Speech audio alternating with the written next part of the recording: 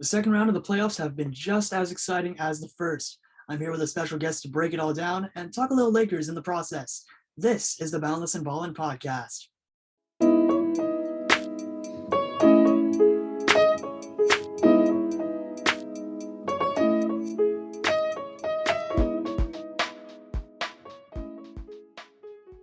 What's good, everyone? It's Jordan Peckley now and host of the BOUNDLESS and BALLIN podcast. Today, I am joined with a very, very special guest, Loyola High School senior and incoming Syracuse University aerospace engineering major, Joshua Rivas. Josh, how are you today, bro? I'm good, man. It's good to be here. Feeling great today, so I'm ready to get into it, man. Let's go. Get into it, we shall. First off, the Lakers news and rumors. So you're a diehard Lakers fan as well. What were your thoughts on our season overall? The season was kind of, it was obviously not a successful season. Part of that plays into, like, we were dealing with injuries. Russell Westbrook, LeBron James, and Anthony Davis. I believe they played less than 20 games together. Something like that, yeah. So yeah, something like that. So like we never really got to fully see them all together. And on top of that, Russell didn't have his best season, but I mean, to be fair, he's in a new system playing with LeBron, who has a similar play style. And I just feel like the team just wasn't mentally there due to the injuries. Anthony Davis played less than 20 games the whole season. It's just rough dealing with injuries like that. And then we're the team, we weren't built the best way, with depth. On top of that, we did have couple good young guys that came and balled out. Malik Monk, Stanley Johnson, Austin Reeves. But I think we were lacking a lot of depth. We needed shooters and defense. I feel like that's what we were missing. And yeah, it sucks, man. It just sucks not to live up to the expectations, especially due to those injuries and just lack of depth. Yeah, absolutely. And speaking of Russ, there's been a lot of rumors about his future here. Do you think he gets traded? And if so, for who? I do think he will get traded. Unfortunately, I just feel like he didn't get a fair shot to run it back, and we didn't get a fair shot at playing with our full team at full health. But I do think he's gonna get traded just due to the season. Where he'll get traded, I heard there was rumors of him getting traded to Charlotte. Yeah. I don't see that happening though. I just don't see why Charlotte would get another point guard when they have LaMelo. Mm-hmm. But I would like to see him get traded for shooters, maybe a Buddy Hield player. Yep. Buddy Hield, kind of just a 3-and-D player. That's what we need. Mm-hmm. It would be nice to run it back though, especially because I feel like not a lot of teams are gonna want to trade for Russ due to his performance last season, and then his contract is pretty big. So I feel like we might, yeah, it's a bad place to be in for us right now. Yeah, I agree. And I think there was some stuff with Kendrick Perkins and Russ. Their friendship is kind of a little slippery slope, because Perkins said he but out of the big three of LeBron, Russ, and AD, he said Russ would be the one to get traded. So yeah, that has definitely affected him and impacted Russ's status here in LA.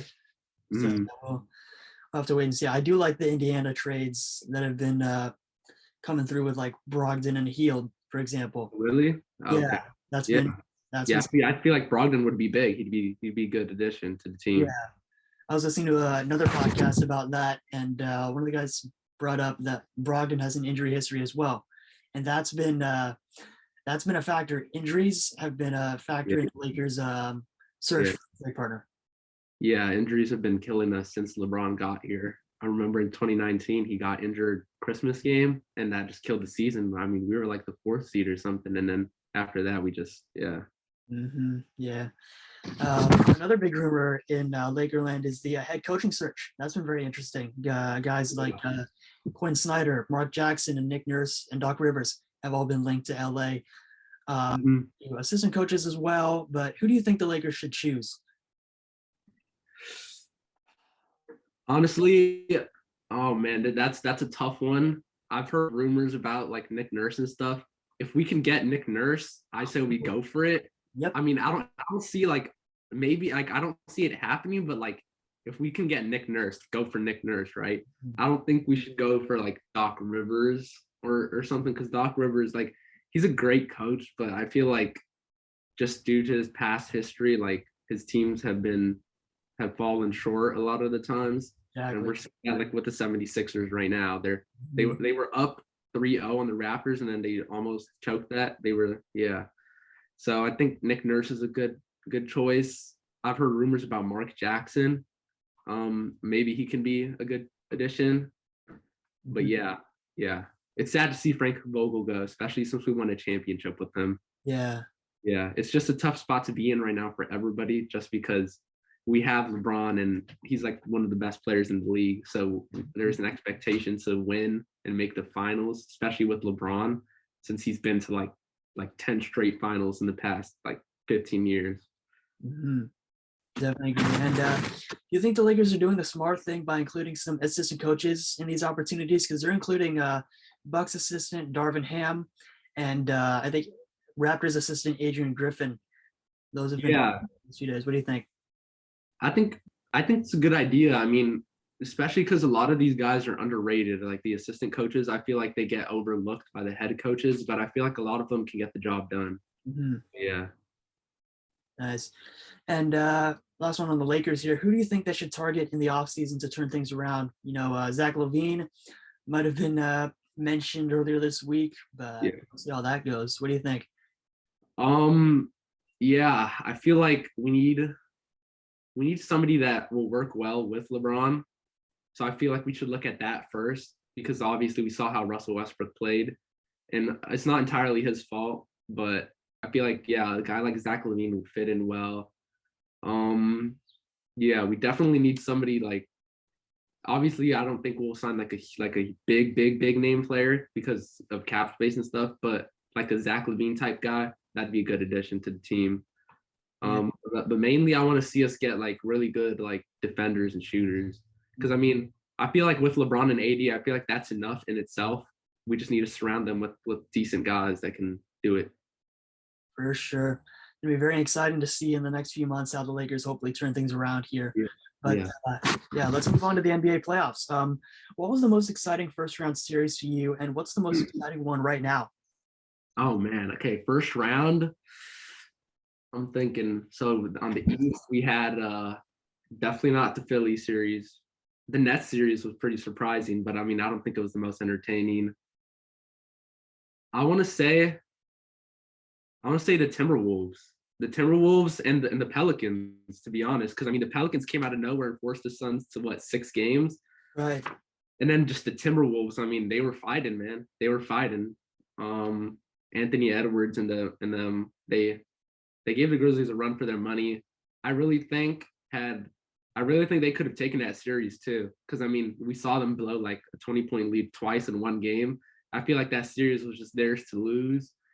And then just the Pelicans on top of that, like that's just so surprising. I mean, like a team that made it out from the play-in, challenging the first seed to 6 games. I feel like that was pretty crazy.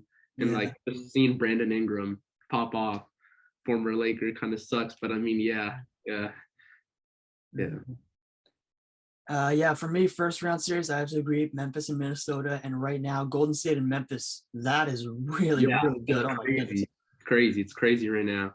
Mhm. Um, yeah. Did you see the Draymond Green thing? Like he got elbowed in the eye. Yeah.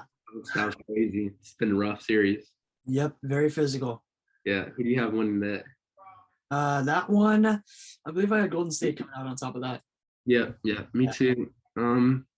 I think Ja will give them a run for their money though. The Mhm. Grizzlies, yeah, but Yeah. I think the Warriors do take it. Yeah. What players have stood out to you so far? For me, I'd have to say Jordan Poole, and then on the other side, Grayson Allen from the Bucks. He's been really good.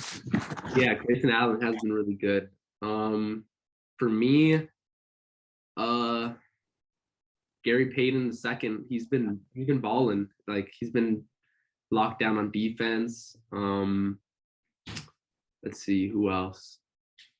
Jalen Brunson in the first round. He was showing out. Um, The whole season. yeah.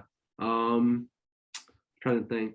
Oh, Tyrese Maxey on the Mm, Sixers. He's been showing up, especially with Embiid out. I think last game he just had like 30 points or something. yeah. He's been looking better than Harden actually. Hmm. Um, the Celtics have surprised me, like not one specific player, but just the Celtics as a whole. Like their defense is pretty scary right now. Oh yeah. Yeah. I agree, and that was actually going to be my other question for you. But like, what team has surprised you so far? What about the Celtics, aside from their defense, just makes them so incredible? Besides their defense, I mean, just you just have like these guys, Jason Tatum and Jalen Brown, really showing up. Like we saw, like last year they lost to the Nets. And was it a sweep? I think it might have.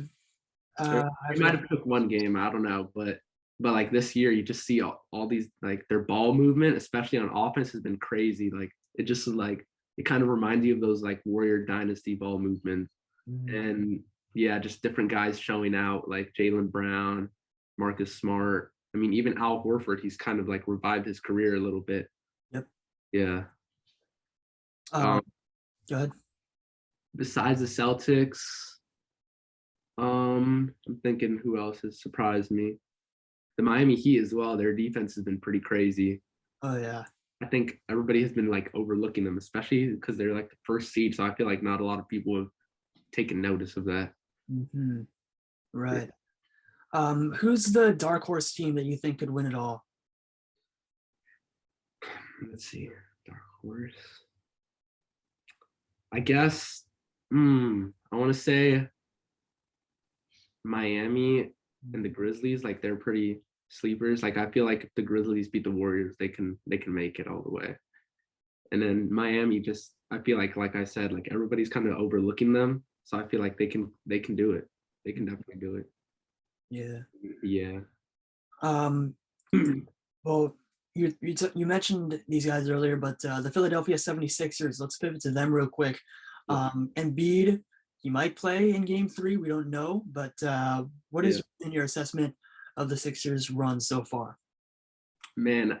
So first off, to be honest, we got to give credit to Joel Embiid. He's like really like I believe in the first round he was playing with like a broken thumb or something, and then he's like doing his like best to come back and like play while injured, and you don't really see that anymore. Now you see players kind of like take off the season and just call it a season. So I want to give credit to Joel Embiid because he wants to win, and I feel like before this season there was like this like um picture of him where like he wasn't a winner or he didn't want to win. So yeah, props to Embiid. The rest of the team, man, James Harden, he's kind of I don't know. He hasn't really been playing well. He hasn't been as aggressive. I haven't really seen him doing what he usually does in the regular season. Um, a lot of people say he's like a playoff choker. I don't want to say that because he's had good runs in the playoffs, but like this season we're seeing him kind of not play well. But yeah, the Sixers, they're a good team. Tyrese Maxey's having a great season, but I feel like besides that, the rest of the team is kind of just without Embiid. Like they need Embiid because like Embiid in the paint, he usually gets double teamed. He'll dish it out to somebody to make a three or something. So yeah, I feel like their season it's pretty much over, but like it's a tough way to end the season, especially without Embiid. Right. Yeah. And Stephen A. Smith has been saying that Harden is past his prime and isn't a max player anymore.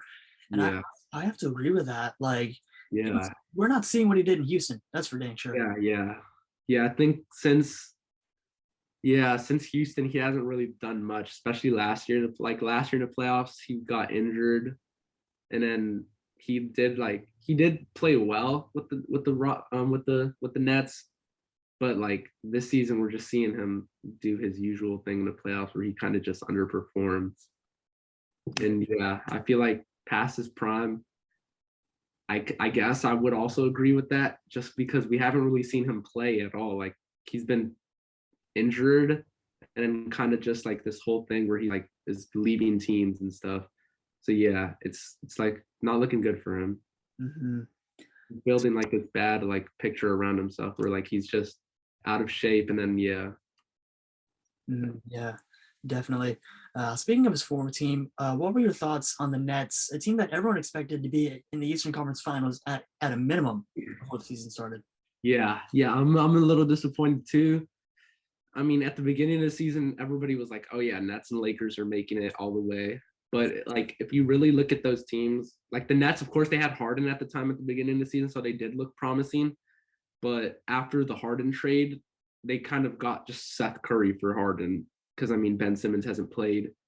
So I feel like if you really look at the team, like at the Nets, they don't like they're suffering from the same thing that the Lakers are suffering from, defense and depth. Like they just need more players. Like they need players that can play defense, and then they need like bigger guys. They really only have like smaller players. You see like their starting lineup of like Bruce Brown, Kyrie, KD, and then whoever else. So yeah, they definitely need defense and big men. And then I was kind of just disappointed in this series that they couldn't even grab one game. I mean, I don't want to blame Steve Nash, but like I feel like Blake Griffin and LaMarcus Aldridge should have like at least played. I mean Blake did play, but like I feel like LaMarcus Aldridge should have played. Like he like in a series like that, you have to make adjustments, and I just didn't see adjustments made by Steve Nash. But I do think that not firing him was the right move. I feel like a lot of organizations kind of when stuff goes wrong, they immediately blame the coach and stuff instead of like focusing on the players and stuff. So yeah. Yep, definitely agree on that one. Hopefully, Brooklyn can one get Ben Simmons back because he just recovered from surgery, and then Yeah. two, fix their defense in depth. So we'll 100%. see Yeah. how that goes. What are your thoughts on the Phoenix Suns and Golden State Warriors? Two teams that have been really dominating the West all season and in the playoffs. Yeah. So yeah, right now I do have not the Grizzlies, the Warriors and Suns facing off in the Western Conference Finals. They've both been dominant in the past couple years. Yeah, they're both good teams, and it's just like I feel like it's just they're gonna match up, and I feel like it's gonna be a good series because both teams are really good. But I feel like the Warriors, I just feel like they're gonna take that one. I feel like yeah, I just feel like the championship experience that they have is just like it's undefeated. And then the Suns are like a really good defensive team, but I feel like all these teams that are really good defensively, once you have like Curry on the court, it just changes your entire defense. Like you got to have a guy out like 40 feet on Curry, and then Curry just breaks down the defense. And then the Warriors ball movement, we already saw how that goes past couple years. So yeah. Most definitely. And I think their lineup versatility has been something that's really shocked me as of late. Like having Curry come off the bench in the first few games, Yeah. allowing Poole to just cook Yeah. on offense, be their, as Dream once said, their number one option. That just makes it so much more. I mean, you think it strikes hearts or it strikes fear in the hearts of these other teams with how unbelievably versatile Golden State's lineups have been. Yeah, it's scary just seeing like Jordan Poole ball out and be like that third splash brother. It's just crazy because like the Warriors right now, they look like how they looked before they had Kevin Durant, like that 2015 Warriors team. Like they're just really scary right now. Yeah, definitely agree on that. And last one here, who did you pick to win the championship? Do you think the Bucks repeat, or is it time for someone new? I do. So like the Bucks right now, they're playing without Middleton. They did take a game on the Celtics, and the Celtics just came off beating them, and they play tonight, I believe. Um, I do have the Bucks winning the championship and repeating.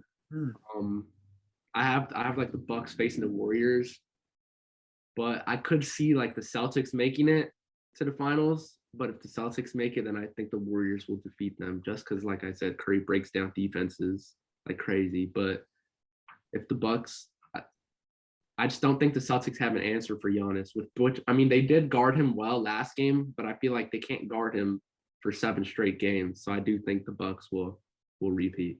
Mm-hmm. Interesting, because I think the NBA's pick'em like bracket challenge I Mhm. had the Suns winning it all. I forget over who though. It might have been Heat or Bucks, but Mhm. I do see how Golden State can be a legitimate Yeah. threat in the West once again Yeah. with just how unbelievable they've been playing. I think Giannis and the Bucks playing without Middleton, that's going to be that is pretty tough for them. But they've been able to persevere and hang on without him, which has been a really good sign. Yeah. Yeah. I feel like I get the Suns are a good team. I feel like if they do make it, I feel like they'll lose to any of the Eastern teams right now, just because like the Bucks, the Celtics, and the Heat, their defenses are just insane right now. Like I just think people are overlooking the East right now. Like these defenses are crazy, dude. Like the Celtics, the Heat, and the Bucks, it's just crazy right now. And I guess seeing the Bucks and the Celtics go at it is crazy because it's like really the top two defenses in the league going at it. But yeah, I Mhm. could see like a Bucks Suns rematch. That'd be I feel like that'd be a really good matchup too, just to see the rematch. Yep. Yeah. Oh yeah, it's gonna be fun seeing how the rest of these playoffs come out, and hopefully, fingers crossed, even more fun if the Lakers wind up going back next year if they throw their Yeah. cards right into Yeah. to We'll the bounce promised back. land. We'll bounce back. Yes, most certainly. All right, Josh, thank you so much for coming on this podcast. I really appreciate it. Of course. And for everyone else, again, stay tuned to the Boundless and Ballin podcast for continued coverage throughout these 2022 NBA playoffs. I'm Jordan Peckley-Nowen, and we'll be right back. Thanks again to Josh for that incredible interview. These playoffs have been absolutely thrilling, and surely there's a lot more fun to be had. I'm Jordan Peckley-Nowen. Thanks for listening to the Boundless and Ballin podcast. You can find us on Spotify, Apple Podcasts, and Google Podcasts. But for now, I'm signing off. Stay safe, stay healthy. Peace.